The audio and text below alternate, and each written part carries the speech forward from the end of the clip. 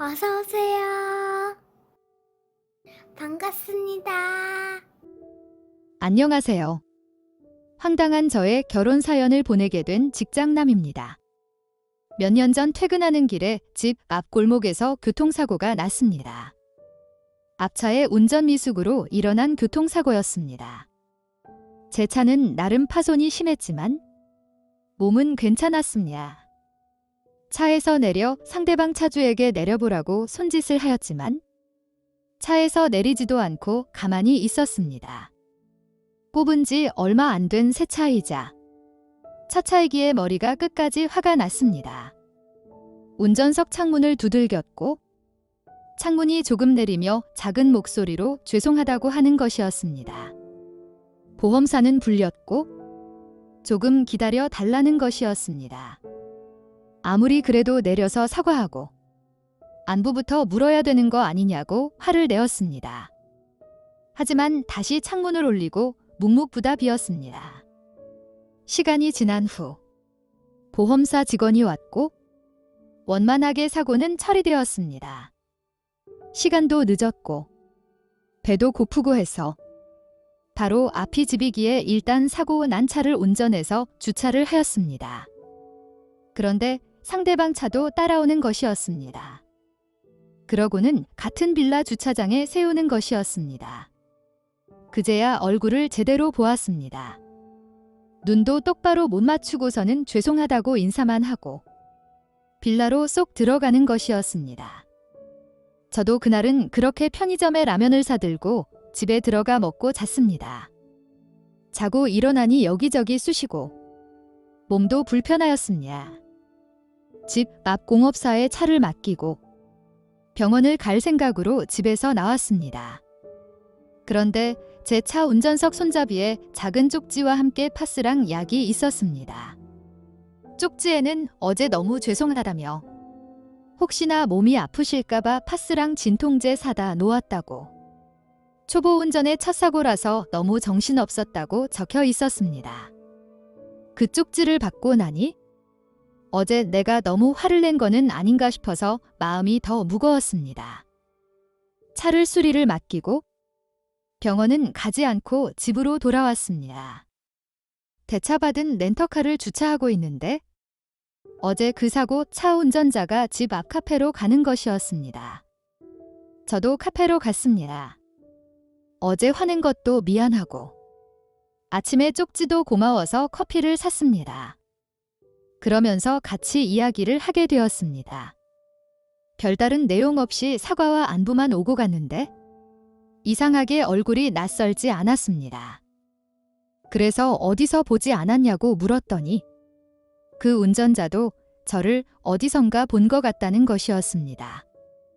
그렇게 서로 이야기를 나누면서 알게 되었습니다. 제가 고등학교 2학년 때 저희 반 교생으로 왔던 여자 선생님이셨습니다. 그때 남고였던 저희 학교에서 교생 선생님을 안 좋아했던 애들이 없을 정도로 이쁘고 인기가 좋았던 교생 선생님이셨습니다.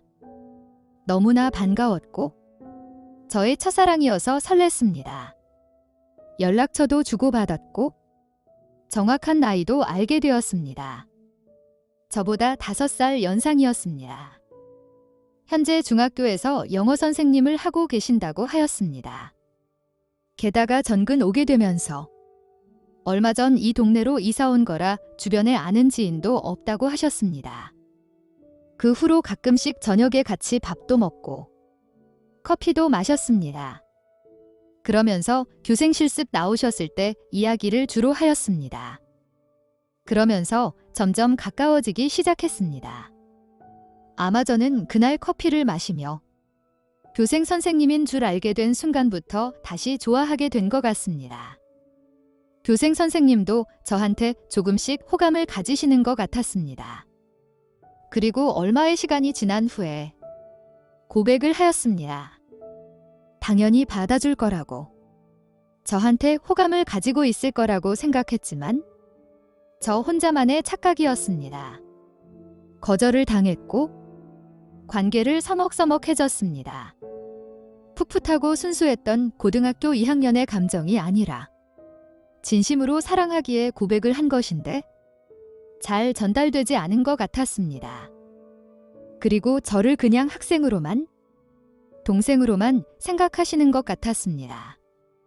그전처럼 밥도, 커피도 먹지 않았기에 그렇게 어떻게 해야 할지 답답한 마음에 속만 끓이고 있을 때 선생님께 만나자고 먼저 연락이 왔습니다. 그리고 카페에서 만났습니다. 아무 일도 없었다는 듯 예전처럼 지난 일들을 이야기하며 시간을 보냈지만 마음은 답답했습니다. 그렇게 아까운 시간만 흘렸고 이제 집에 가자고 하셨습니다.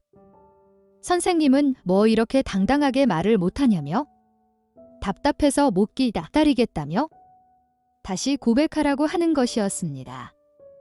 제가 아무 말도 못하고 황당해하자 선생님께서 결국 먼저 고백을 하셨고 그렇게 사귀게 되었습니다.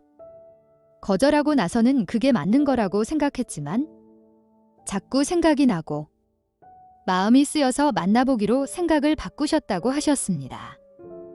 그러면서 이제 선생님이라고 부르지도 말고 존칭도 쓰지 말라고 하였습니다. 그런데 그 습관이 쉽게 변하진 않았습니다. 아직도 존칭을 쓰며 선생님이라고 부를 때도 있습니다. 아무튼 위 아랫집에 살았던 저희는 매일 저녁에 만나서 같이 밥도 해먹고 영화도 보고 커피도 마시고 사랑도 나눴습니다. 그러다 과속으로 아기가 생기면서 양가 인사 한 달 만에 결혼 준비를 마쳤습니다. 고등학교 동창들이 처음에 그때 교생 선생님과 결혼한다고 했을 때 거짓말하지 말라며 안 믿었지만 나중에는 모두 부러움을 받으며 결혼을 하였습니다. 현재는 과속으로 저희에게 찾아온 아기는 내년에 초등학교를 갑니다. 아직도 아내는 저한테 속아서 결혼했다며 억울하다고 하지만 나름 행복하게 잘 지내고 있습니다. 물론 부부싸움도 많이 하고 저를 가르치려고 하는 부분도 있지만 누구보다 사랑합니다. 교통사고로 다시 만나게 된 첫사랑과 결혼한 제 사연을 읽어주셔서 감사합니다. 오늘의 사연은 여기까지입니다. 구독과 좋아요, 알림 설정 부탁드립니다. 긴 글을 읽어주셔서 감사합니다. 구독과 좋아요 꾹꾹 눌러주세요. 꾹꾹. 알림 설정도 꾹꾹 눌러주세요.